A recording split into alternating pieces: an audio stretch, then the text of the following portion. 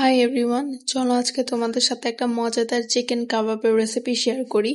তো আমি প্রথমে এখানে একটা চিকেনের বেস্ট পিস পুরোটাই নিয়ে নিয়েছি। এরপর এটাকে আমি ভালো মতো ব্লেন্ড করে কিমা করে নিব। আর এখানে আমি চিকেনটাকে ব্লেন্ড করে অনেক সুন্দর করে কিমা করে নিয়েছি। আর এরপর দিয়ে দিব সামান্য পরিমাণ সয়া সস। সয়া সসের পরিমাণটা এখানে আমি একটু বেশি দিয়েছি। তোমরা চাইলে একটু কমিয়ে দিতে পারো, কারণ সয়া সসে লবণ থাকে। এরপর রান্নায় যে আমরা বেসিক মশলাগুলো ইউজ করি, সব মশলাই এখানে দিব। আর আজকের কাবাবটা আমি একটু ঝাল ঝাল করে বানাবো, এর জন্য এখানে আমি মরিচের পরিমাণটা একটু বেশি দিয়েছি। আর লাস্টে আমি শুকনা মরিচ, জিরা, তারপরে আদা রসুন বাটা আমার একসাথে ব্লেন্ড করে ফ্রোজেন করে রাখছিলাম, ওইটার কিউবও আমি এখানে অ্যাড করে দিব। এরপর আমি এই চিকেন কিমাটার সাথে সবগুলো মশলা একদম ভালো মতো মাখিয়ে নিব।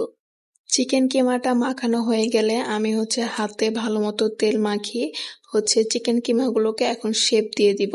আরেকটা জিনিস তোমরা যেটা করতে পারো, এখানে আমি যে প্লেটে চিকেন কিমাগুলোকে সেট করব, ওইখানে আমি একটু সামান্য পরিমাণ তেল ব্রাশ করে এগুলোকে ভালো মতো প্রেস করে নিয়েছি। এরপর এটাকে আমি ফ্রোজেন করে দেন এটাকে আমি ভালো মতো আমার পছন্দের একটা শেপে দিয়ে দিব। কিছুক্ষণ রেফ্রিজারেটরে রাখার পর আমি আমার চিকেন কিমাগুলোকে ভেজে নিয়েছি। আর দেখো দেখতে কতটা সুন্দর হয়েছে, আর খেতেও কিন্তু খুবই মজা হয়েছে।